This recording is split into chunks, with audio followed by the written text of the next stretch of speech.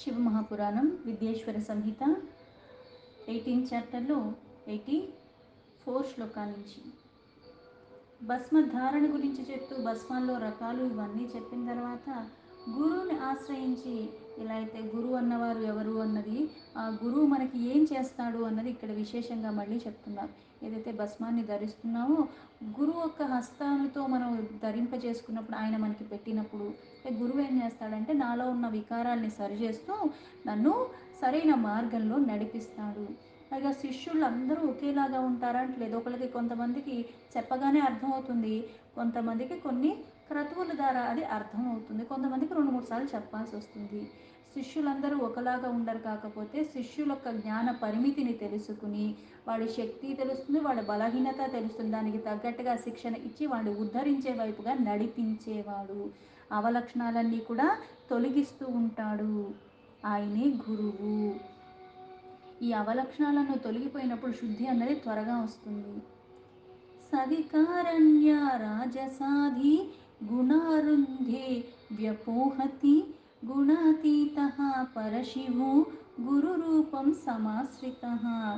ఈ గురు రూపంలో ఉన్న ఆయన పరమాత్మ మనకు ఉన్న సులభమైన శ్లోకం ఏదైతే ఆ తత్వాన్నే చెప్తుంది. మనం ఏం చెప్తాం ముందుగా? గురు. ఆ గురు శ్లోక అన్నది ఏం చెప్తాం? గురుర్ బ్రహ్మ గురుర్ విష్ణు గురుర్దేవో మహేశ్వర గురు సాక్షాత్ పరం బ్రహ్మ తస్మై శ్రీ గురవే నమః. అంటే ఈ బ్రహ్మ రూపంలో ఉన్నది గురువే, అలాగే విష్ణు రూపంలో ఉన్నది గురువే, ఆ రుద్ర రూపంలో ఏ రూపంలో ఉన్నా సరే ప్రథమంగా ఎలా అయితే తల్లి తండ్రి, తల్లి ప్రథమ గురువు, ఏ రూపంలో ఉన్నా సరే గురు రూపంలో ఉన్నది కూడా ఆ పరమాత్మే నన్ను సరిచేస్తున్నాడు. ఆయన ఎలా సరిచేస్తాడు గురువు? ఏవైతే గుణాతీతమైన ఆ పరమాత్మ ఈ రూపంలో ఉన్నాడైతే గుణాతీతంగా ఎలా ఉన్నాడు? ఏ గుణాలు ఉన్నాయి? సాత్విక, రాజస, తామస. తామస నుంచి రాజసకొచ్చి, రాజస నుంచి సాత్వికానికి వచ్చి, సాత్వికం నుంచి మళ్ళీ దిగజారకుండా అంతేలా గుణాతీతమైన పరమాత్మను నేను ఆరాధిస్తూ ఉండాలి. అందుకే ఆయన ఏం చేస్తాడు గురువు? ఆ గుణాతీతమైన పరమాత్మని మనకి రాజస ఇవి ఏవైతే ఉన్నాయో అవి అవిరోధాలుగా ఉంటాయి, విజ్ఞానంలాగా ఉంటాయి. ఆ రాజసం నుంచి విముక్తి కలగాలి, ఆ తామసం నుంచి విముక్తి కలగాలి. ఆ గురు కృప వల్ల, ఆ గురువుని ఆశ్రయించటం వల్ల అవన్నీ మనకి తొలగిపోతాయి. ఒక మంత్రాన్ని తీసుకుని నాకు నేనుగా జపం చేస్తే నాకు సిద్ధి పొందటానికి కొన్ని వేల సంవత్సరాలు పట్టచ్చు, ఎంతన్నా అవ్వచ్చు. కానీ నాకు సిద్ధి ఎంత వస్తుందన్నది కూడా ఎంత నియమాలు మనం పాటిస్తున్నా సరే సరైన మార్గంలో గురువు మనకి ఆ కృప ఎలా చూపిస్తాడు అంటే, నేను అంత చెయ్యకుండానే నా బదులు తను కూడా చేసి తండ్రి కృప కూడా నా మీద ప్రసరింపచేసి నాకు సులభంగా మార్గాన్ని చూపించటము, ఆ వికసనతో నేను ఆ పయనానికి మూలం ఏంటో నాకు సిద్ధపరుస్తూ నన్ను అలా నడిపిస్తాడు. అందుకే గురు రూపంలో మనం ఆశ్రయించినప్పుడు ఆ పరమాత్మ ఈ రూపంలో నాలో ఉన్న ఈ గుణాలని సరిచేస్తూ నన్ను వృద్ధిలోకి చెందుతాడు. ఏవైతే నాకు అవిజ్ఞాలుగా ఉన్నాయో నా మార్గంలో గుణత్రయం వ్యాపోహగ్రే శివం బోధయాతీతి సహ విశ్వస్థానం తు శిష్యానాం గురురిత్యాభిధీయతే. అందుకే ఆ విశ్వాసం ఉండాలి శిష్యుడికి. అప్పుడు గురువు ఏం చేస్తాడు? ఈ గుణాతీతమైన పరమాత్మను, ఈ గుణమయంగా ఉన్న మనల్ని ఆ శివతత్వానికి బోధపడేలాగా చేస్తూ ఆయన మనల్ని ఆ గుణాతీత స్థితికి తీసుకెళ్తాడు. తస్మాత్ గురు శరీరం తు గురులింగం భవేత్ బుధః గురులింగస్య పూజా తు గురు శుశ్రూషణం భవేత్. ఇలా బుద్ధిమంతుడైన శిష్యులు ఆ గురువు యొక్క శరీరంలో గురులింగంగా అర్థం చేసుకుని ఆ గురువు యొక్క సేవ చేసుకోవాలి. ఎలా అయితే శివలింగ పూజ చేస్తున్నాడు, ఇక్కడ గురులింగ ఏవైతే ఇంతకు ముందు చెప్పారో లింగాలలో అనేకంగా 5 రకాలు ఉన్నాయి: స్వయంభూ, బిందు, ప్రతిష్ట, చరలింగ, అలాగే గురులింగ. ఈ గురు రూపంలో ఉన్నది ఆయనే అన్న భావనతో ఇక్కడ ఆకారంగా కనిపిస్తుంది, కానీ ఈయనకి నేను సేవ చేసుకున్నా చేసేది పరమాత్మకి అన్న భావంతో చెయ్యాలి. శృతం కరోతి శుశ్రూష కాయేన మనసా వినా ఉక్తం యద గురూణాం పూర్వా శక్య వా అశక్యమేవ వా. ఇలా ఎవరైతే గురువుకి సేవలు చేసుకుంటున్నారో ఆ సేవ కూడా ఎలా చేయాలి? శారీరకంగా, మానసికంగా, వాక్కు రూపంలో కూడా త్రికరణ శుద్ధిగా గురుసేవ చేసుకున్న వాళ్ళకి శాస్త్రజ్ఞానం కూడా లభిస్తుంది. అంటే ఒక విద్య నేర్చుకోవటానికి నేను ఎలా అయితే ఆయన దగ్గరికి వెళ్ళి నేర్చుకుంటూ ఉంటున్నానో అది సేవ ద్వారా కూడా నాకు లభిస్తూ ఉంటుంది. ఆ శక్తి ఆయనలో ఉన్న కారణంగా, ఆ శక్తి కారణంగా నాకు సమర్థత, నాకు అర్హత, పాత్రత రెండూ లభిస్తూ ఉంటాయి. కరోత్యేవా హి భూతాత్మ ప్రాణేరపి ధనేరపి తస్మాద్వే శాసనే యోగ్య శిష్య ఇత్యాభిధీయతే. అలా ఆ గురువు యొక్క శక్తి ద్వారా నాకు అశక్యమైనది శక్యమయ్యేలా చేస్తాడంటే సులభంగా చేస్తాడు గురువు. ఆయన ఆదేశాలని నేను అనుసరించాలి. ఇదే నాకెందుకు, ఇప్పుడు మన పిల్లల్ని ఇంట్లో చూస్తూ ఉంటే ఏదైనా పని చెప్పి అంటే నాకే చెప్తున్నావు ఎందుకు, రోజు వాడికి చెప్పు, అయితే నేనే చెయ్యాలా, ఇప్పుడే చెయ్యాలా, నాకే ఎందుకు చెప్తున్నావు, ఇట్లాంటివి వింటూ ఉంటాం. కానీ ఇక్కడ మనం ఆ సేవ చేసేటప్పుడు త్రికరణ శుద్ధిగా సేవ చేయటం, ఆయన ఆదేశాన్ని శిరసా వహించి గురువు ఏది చెప్తే దానికి మళ్ళీ ఇంకొక మారు మాట మాట్లాడకుండా, లోపల కూడా ఏమీ అనుకోకుండా, అందుకే ముందే చెప్పారు శారీరకంగా మానసికంగా వాక్కు రూపంలో కూడా ద్వేషం లేకుండా చక్కగా పరమాత్మకే సేవిస్తున్నా అన్న భావనలో చెయ్యాలి. అది ఎప్పుడైతే నువ్వు పరిపాలిస్తున్నావు గురు ఆజ్ఞను, పవిత్రత అన్నది నీకు లభిస్తుంది. ఆ శిష్యుడు పవిత్రుడైపోతాడు.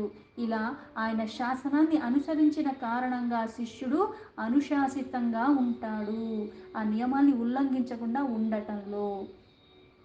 శరీరాధ్యర్థకం సర్వ గురుర్ధత్వా సుశిష్యకః అగ్రపాకం వివేదాగ్రే గుజియాత్ గురువనుజ్ఞయా శిష్యః పుత్ర ఇతి ప్రోక్తః సదా శిష్యత్వయోగతః జిహ్వాలింగాన్ మంత్రశుక్రం కార్యాన్యోనౌ నిషిచ్యవై.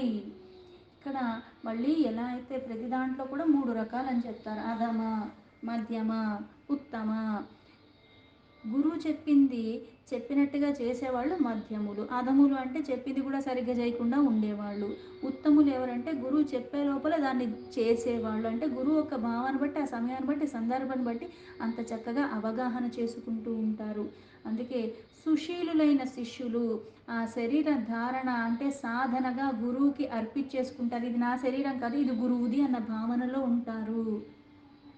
వాళ్ళని వాళ్ళే గురువుకి సమర్పించుకుంటారు. అందుకే ఆయన ఆజ్ఞే, ఆయన ఆహారం తినమంటేనే తింటారు. శరీరాన్ని సమర్పించుకున్న కారణంగా ఏమవుతుంది, వీళ్ళ ఆకలి ప్రధానంగా ఉండదు. గురువు చెప్పినప్పుడు తినమంటేనే ఎంత తినమన్నారో అంతే, ఏది తినమన్నారో అదే, ఉల్లంఘించకుండా అంతలాగా సమర్పణ భావంతో ఆయన ఆజ్ఞకు అలా కట్టుబడి ఉంటారు.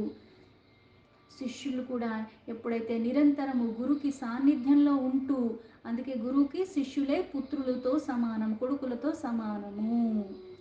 జాతః పుత్రో మంత్రపుత్రః పితరం పూజయేత్ గురుం నిమజ్జయతి పుత్రం వై సంసారే జనకః పిత.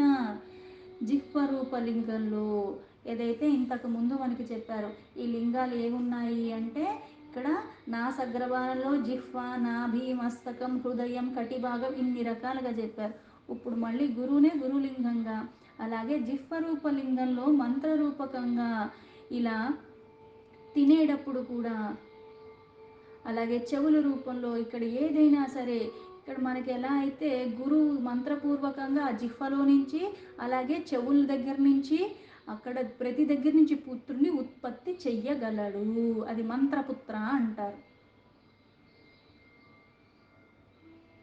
అలాగే ఆ తండ్రి స్వరూపంలో గురుకి సేవ చేసుకుంటూనే ఉండాలి. అంటే మంత్రం ఒకటి ఇచ్చి దీక్షగా తీసుకుని శిష్యరికంలోకి వెళ్ళిపోతున్నా, నీ చెవిలో ఇస్తున్నాడు ఆయన, నోటి నుంచి నీ చెవిలో ఒక మంత్రం ఊతున్నాడు ఆయన, ఆ మంత్రాన్ని నువ్వు స్వీకరించిన కారణంగా అలా నువ్వు పుత్రుడు అవుతున్నావు. అందుకే ఆయన తండ్రిగా భావించి గురు సేవలో చేసుకుంటూ ఉండాలి. ఆ శరీర ఉత్పత్తికి కారణమైన తండ్రి ఒకరు ఉన్నారు ఈ ప్రపంచంలోకి రావటానికి. అయితే ఈ ప్రపంచమన్న భవసాగరం నుంచి మునిగిపోకుండా నిన్ను ఉద్ధరింపడేయటానికి ఈ గురువు నీకు తండ్రితో సమానము. ఉభయులు ఇద్దరూ తండ్రులే, జన్మతః ఇక్కడ మళ్ళీ ఉద్ధరింపటానికి గురు రూపంలో ఉన్నారు. సంతారయతి సంసారాత్ గురువై బోధకః పిత ఉభయోరంతరం జ్ఞాత్వా పితరం గురుమర్చయేత్ అంగశుశ్రూషయా చాపి ధనాద్యేహ స్వాజితేర్గురుం పాదాదికేశ పర్యంతం లింగాన్యంగాని యద్గురోః. అందుకే ఈ భవసాగరా నుంచి తరింపచేసేవాడే ఈ సంసారం అన్న సాగరాన్ని దాటడానికి జ్ఞానం అన్న నావని మనకి ఇచ్చి ఆ బోధతో మనల్ని ఉద్ధరింపచేస్తాడు. జన్మతః ఉన్న తండ్రి కూడా అలాగే ఈ గురువు కూడా ఇద్దరూ తండ్రితో సమానమే. అందుకని మనకున్న దాంట్లో విశేషంగా వాళ్ళిద్దరిని పూజించుకోవాలి. ఇక్కడ గురువు తండ్రితో సమానం అన్నారని నీకు జన్మతః తండ్రిని ఎక్కడ తల్లిదండ్రుల్ని విస్మరించమని చెప్పలా. వాళ్ళకి చేసుకుని ఇక్కడ గురువుకి కూడా అదే భావనతో చెయ్యాలి. మనం సంపాదించిన ధనంతో అలాగా ఈ మన శరీరం ఏదైతే ఉందో దీంతో మనం వాళ్ళకి నిత్యము సేవ చేసుకుంటూ ఉండాలి. ఏంటి సేవ అంటే కాళ్ళు ఒత్తటాలు, ఆయన ఏది చెప్తే ఆ పని చెయ్యటాలు, ఆ గురువు ఒక అంగాలకి ఆయనకి ఎట్లా కావాలంటే అట్లా ఆ ప్రకారంగా సేవ చెయ్యటము. ఆ కేశాల దగ్గర నుంచి కాళ్ళ దాకా ఆయన ఏది చెయ్యమంటే ప్రతి అంగానికి గురువుకి అలాగ మనం సేవ చేసుకోవాలి. ధనరూపేహ పాదుకాద్యేహ పాదసంగా గ్రహణాదిభిః స్నానాభిషేకే నైవేద్యేర్భోజనేశ్చ ప్రపూజయేత్. ఇలా ప్రతి ఒక్క అంగానికి స్వయంగా మనం సంపాదించిన దానికి ఉపయోగిస్తున్న సామగ్రిలవన్నీ కూడా లభించటము, అలాగే ఆ కాళ్ళు చేతులు ఒత్తటాలు, ఆయనకి స్నానానికి అభిషేకానికి పాదసేవకి ఇట్లాంటివన్నీ లేదా నైవేద్యాది భోజనాలు ఇవన్నీ కూడా ఆయనకి చేస్తూ అలా మనం పూజించుకోవాలి. గురు పూజైవ పూజా స్యాచివస్య పరమాత్మనః గురు సేవా తు యత్సర్వమాత్మా శుద్ధి కరి భవేత్. గురు పూజకి పరమాత్మ పూజగా భావించి ఎప్పుడైతే చేస్తున్నావో, గురువుకి నువ్వు ఏవైతే చేస్తున్నావో అవన్నీ కూడా నీకేం చేస్తుంది? ఆత్మశుద్ధి. ఎందుకు? పరమాత్మకి చేస్తున్నావన్న భావనతో చేస్తున్నావు. దానికి ఉపయోగించిన ప్రతిదీ కూడా నీకు దాని సంపర్కం వల్ల ఈ భావన వల్ల ఆత్మశుద్ధి చేస్తుంది. గురోః శేషః శివోచ్ఛిష్టం జలమన్నాది నిర్మితం శిష్యానాం శివభక్తానాం గ్రాహం భోజ్యం భవేద్విజః. అలాగే గురువుని సేవించేటప్పుడు ఏం చేస్తారంటే ద్విజులు గురువు యొక్క ఆ శేషమని ఉచ్ఛిష్టాన్ని కూడా వాళ్ళు అంటే ఆయన తిన్న తర్వాత మిగిలిన దాన్ని మహాప్రసాదంగా తీసుకుంటారు. పైగా మనల్ని విశేషంగా ఏం చెప్తారు అంటే ఎవరు పడితే వాళ్ళు ఉచ్ఛిష్టాన్ని తినద్దని చెప్తారు. అంటే వాళ్ళు తిన్న తర్వాత వాళ్ళు కొంచెం తిని తర్వాత మిగిలింది మనం తింటాము. ఇట్లాంటివి ఎందుకు అంటే వాళ్ళవి మనకు కూడా వస్తాయి వికారాలు. అందుకే విశేషంగా పిల్లలు ఇది మనం తినద్దు అంటారు. చంచలత్వం వచ్చేస్తుంది బాగా అని. ఎవరిదైనా సరే వాళ్ళ గుణాలు మనలోకి వస్తాయి. ఇక్కడ గురువుది ఎందుకు తినమన్నారంటే వాళ్ళలో ఉన్న జ్ఞానము ఆ సంపర్కం వల్ల మనకి శుద్ధి చెందుతుంది. అందుకని ఉచ్ఛిష్టము గురువుది. అలా నీరు కానీ అన్నం కానీ ఇవన్నీ కూడా ఆ శివుడికే సమర్పిస్తున్నానని శివభక్తితో శిష్యులు ఎప్పుడైతే ఆయనకి ఇస్తారో ఆయన ఉచ్ఛిష్టాన్ని మనం తినటం వల్ల కూడా మనకి మంచిది. పై అది మళ్ళీ గురు ఆజ్ఞతోనే తీసుకోవాలి. గురువున్ అనుజ్ఞా విరహితం చోరవత్ సకలం భవే గురురపి విశేషజ్ఞం యత్నాదా గృహీత వై గురుం. ఏదన్నా సరే గురు ఆజ్ఞతోనే స్వీకరించాలి. గురు ఆజ్ఞ లేకుండా మనం కొన్ని వస్తువులు కానీ ఇంకేదన్నా కానీ ఆయన దగ్గర నుంచి మనం తీసేసుకుని ఆయనకి చెప్పకుండా ఆయన ఇవ్వకుండా అలా ఏది చేసినా అది దొంగతనంతో సమానమే అవుతుంది. పైగా దాన్ని మనం వినియోగించుకోవడానికి చూసిన దానివల్ల ఎటువంటి ఉపయోగం కూడా ఉండదు. అందుకే గురువు దగ్గర విశేషంగా జ్ఞానం లభించాలన్నా సరే వాళ్ళు ఎలా ఉండాలి అంటే ప్రయత్నపూర్వకంగా గురువుకి సేవ చేయాలి. గురువు యొక్క ప్రసన్నతతో ఆయన ఇచ్చింది మహాప్రసాదంగా స్వీకరిస్తూ ఉండాలి. ఆయన ఆజ్ఞతోనే చేయాలి. ఆజ్ఞ అన్న బంధనంలోనే ఉండాలి. ఆజ్ఞ నీకు ఏది ఇచ్చినా శిరస వహించి చేయాలి. నాకే ఎందుకు చెప్పారన్నట్టుగా ఉండకూడదు. అప్పుడే అది సాధ్యమవుతుంది, సులభమవుతుంది. అజ్ఞానమోచనం సాధ్యం విశేషజ్ఞో హి మోచకః ఆదౌ చ విఘ్నశమనం కర్తవ్యం కర్మ పూర్తయే. అలాగే ఆ ఆజ్ఞని ఎప్పుడైతే నువ్వు శిరస వహిస్తున్నావు విశేషంగా జ్ఞానం లభిస్తుంది, సాధ్యమవుతాయి పురుషార్థాలు, ధర్మార్థ కామ మోక్షాలు సేవ ద్వారా నీకు సులభమవుతుంది. ధర్మపరంగా సంపాదించింది మళ్ళీ ధర్మపరంగా ఖర్చు పెట్టాలి. మళ్ళీ ఇక్కడ కోరికన్నది కూడా సకామ నుంచి నిష్కామకు వెళ్ళాలి. జ్ఞానంతో వెళ్ళాలి, అజ్ఞానం తొలగిపోవాలి. ఇవన్నీ గురువు యొక్క సేవలో పురుషార్థాలు మనకి వచ్చేస్తాయి, సాధ్యమవుతుంది. అందుకే విశేషంగా జ్ఞానం లభిస్తుంది. అజ్ఞానం అన్నది మూలాల నుంచి తొలగిపోతుంది. ఈ బంధనాలు ఏవైతే అష్టబంధనాలని చెప్పారో ప్రకృతి నుంచి బుద్ధి అహంకార శబ్ద స్పర్శ రసరూప గంధాలు ఇవన్నీ తొలగిపోతాయి. ఈ బంధనాలు తొలగిపోయినాయి అంటేనే మనకి జనన మరణాల చక్రం నుంచి విముక్తి లభిస్తుంది. అది గురు సేవ వల్ల మనకి సులభం అవుతుంది. నిర్విఘ్నేన కృతం సాంగం కర్మ వై సఫలం భవేత్ తస్మాత్ సకల కర్మాధౌ విఘ్నేశాం పూజయేత్ బుధః. అలాగే కర్మ సాంగోపాంగ అంటారు. కర్మల కోసం వినియోగించడానికి ఈ అంగాలు, అందుకే ఒక కర్మను చేస్తున్నావు, అందుకే సంగోపాంగ. వీటిని వినియోగించి ఏదైతే చేస్తున్నావో అది విఘ్నశాంతి జరగాలి. ఆ విజ్ఞత పూర్వకంగా ఎప్పుడైతే సంపన్నంగా నువ్వు కొన్ని కర్మలు చేస్తూ ఉన్నావో అప్పుడు నీకు సఫలమవుతాయి. నిర్విఘ్నంగా చెయ్యాలి.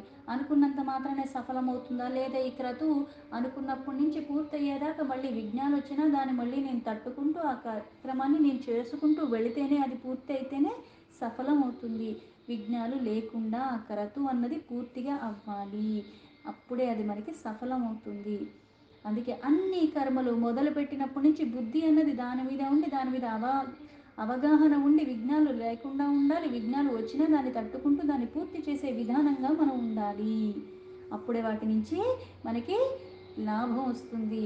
సర్వ బాధ నివృత్త్యర్థ సర్వాన్ దేవాన్ యజేద్బుధః జ్వరాదిగ్రాంతి రోగాశ్చ బాధ ఆధ్యాత్మికీ మత. అందుకే అన్ని కర్మలు మొదలుపెట్టినప్పుడు బుద్ధియుక్తంగా ఉండాలి. ఏదో చేసేసానన్న పేరుకి కాదు.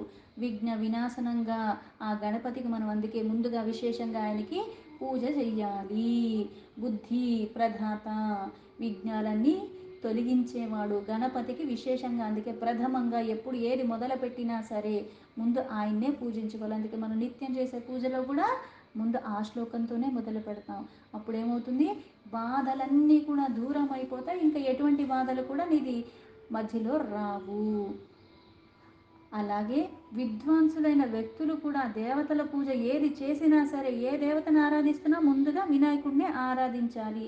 అప్పుడేమవుతుంది? జ్వర, ఇటువంటి ఆది వ్యాధి రోగాలు ఇవన్నీ తొలగిపోవటమే కాకుండా ఆధ్యాత్మిక బాధ కూడా అంటారు. అంటే నాకు పురోగతి ఉండట్లేదు, ఆధ్యాత్మిక వైపు నేను చింతన చేస్తున్నాను, కానీ ఎంత అక్కడ పెట్టినా సరే బుద్ధి అక్కడ మళ్ళీ స్థిరంగా ఉండాలి.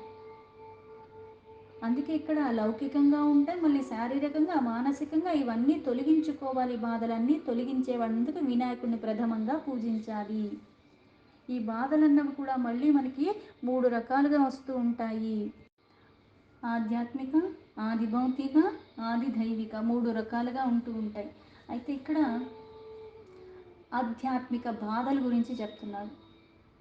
పిశాచ జంబుకాధీనం వల్మీకాదుద్భవేతత అకస్మాదేవ గోధాది జంతువునా పతనే పిచ. అంటే పిశాచాలు లేకపోతే ఏదన్నా జంతువులు, మనం ఇక్కడ నుంచున్నాం చెట్టుకి ఆ నీడలో నుంచుందాం, కాస్త సేద తీరుదాం అని నుంచున్నాం, ఆ చెట్టే మన మీద పడిపోతే ఇట్లాంటివన్నీ అన్నమాట. అలాగే ఇంకొక జంతువు మన మీద దాడి ఆకస్మికంగా మన మీద కొన్ని జంతువులు పడిపోతుంటాయి, కొన్ని బల్లులు పడుతూ ఉంటాయి, ఇంకొకటి అలాగే ఇలాగే కూర్చొని ఉంటాం. మళ్ళీ పెంకుటిల్లులు కానీ ఇట్లాంటివన్నీ కూడా అది మొత్తానికి మన మీద పడిపోతూ ఉంటుంది. ఇట్లాంటివన్నీ కూడా ఆధ్యాత్మిక బాధలు. అంటే దీనికి ఎవరు కారణం అన్నది చెప్పటానికి కష్టము. గృహే కచ్చప సర్పస్త్రీ దుర్జన దర్శనేపి చ వృక్షానారీ గవాదీన ప్రసూతి విషయేపి చ. అలాగే ఇల్లు పడిపోవటమో లేకపోతే పాము లేకపోతే ఒక దుష్ట స్త్రీ వల్ల బాధ, అంటే ఆవిడ కనిపించినా సరే మళ్ళీ వృక్షాలు కానీ స్త్రీలు కానీ లేకపోతే ఈ గోవులు కానీ అవి ప్రసవించేటప్పుడు ఆ దృశ్యాలు చూడటము, అంటే ఇవన్నీ కూడా ఆగామి దుఃఖాలకి సంకేతాలు. అంటే మనకి రాబోవేవి ఎలా అయితే కాస్త మనకి శుభశకునము అశుభశకునం అంటారు, మనకు దుఃఖానికి సంకేతము అంటారు. ఇవన్నీ మనకి కనిపిస్తున్నాయి. అకస్మాత్తుగా ఇలా ఏమన్నా జరుగుతున్నాయి అంటే అర్థము ఏంటి అంటే ఇంకొక జంతువు మన మీద పడిపోవటము, లేకపోతే పాము కనిపించటము, లేకపోతే కాస్త దుష్ట స్వభావం కలిగిన స్త్రీ కనిపించటము, ఇట్లాంటివన్నీ కూడా మనకి వచ్చే ఆగామి అంటే వచ్చే దుఃఖానికి సంకేతంగా ఇక్కడ కనిపిస్తున్నాయి. భావి దుఃఖం సమాయాతి తస్మాత్తే భౌతికామతాః ఆమేద్యాశని పతాశ్చ మహామారి తతీవచ. జ్వరమారి విషూచిశ్చ గోమారీ చ మసూరిక జన్మాక్షరగ్రహ సంక్రాంతి గ్రహయోగ స్వ రషికి. ఇప్పుడు ఆధ్యాత్మిక చెప్పి మళ్ళీ ఆది భౌతిక బాధలు కూడా ఉన్నాయి. అంటే ఇక్కడ ఆది భౌతిక ఆధ్యాత్మిక ఇన్ని రకాలుగా ఎందుకు చెప్తున్నారు అంటే, ఆది భౌతిక వచ్చి భౌతికంగా ఉన్నవన్నీ, ఒక వస్తువు, ఒక మనిషి, ఒక జంతువు ద్వారా మనకి బాధలు కలగటము, అవి అకస్మాత్తుగా వస్తాయి. అలాగే ఒక అపవిత్రమైన వస్తువు మనకి మీద పడిపోవటము, లేకపోతే మనకి నిజంగా ఈ ఉరుములు మెరుపులు వచ్చినప్పుడు పిడుగుపడిందని ఉంటూ ఉంటాం. అలాగే కొన్ని జబ్బులు మహమ్మారులు అంటాం. అట్లాంటివి జ్వరం వచ్చేసి, అలాగే అంటే ఈ చలి వల్ల కూడా మళ్ళీ మనకి అది తీవ్రత వల్ల కూడా మనకి ఎలా అయితే కాస్త శరీరం అన్నది బాధకి లోనవుతూ ఉంటుందో, అలాగే జన్మ నక్షత్ర అప్పుడు గ్రహణాలు, సంక్రాంతి ఇట్లాంటివి కూడా రాశులకి భూతంగా ఈ గ్రహణాల యోగంలో కొన్ని కొన్ని ఉన్నప్పుడు దాని ద్వారా కూడా మనకి దుఃఖాలు వస్తాయి. ఇవన్నీ మళ్ళీ ఆది దైవిక దైవిక అన్నవి ఏమవుతాయి, మళ్ళీ విధివశమున కొన్ని దైవ వశమున. ఇప్పుడు మనకి ఒక సునామీ వచ్చిందంటే దాన్ని ఎవరు చేశారు? అవన్నీ దైవికము. అంటే మూడు రకాల దుఃఖాలు మన జీవితంలో ఉంటాయి. ఆధ్యాత్మిక దుఃఖం ఉంటుంది, ఆది దైవిక ఉంటుంది, ఆది భౌతిక ఉంటుంది. ఈ మూడు రకాలు అన్నవి కూడా మనకి జీవితంలో వచ్చే దుఃఖాలు. దీంతో శివమహాపురాణం విద్యేశ్వర సంహితలో 18 చాప్టర్లో 104 శ్లోకాలు సంపూర్ణం.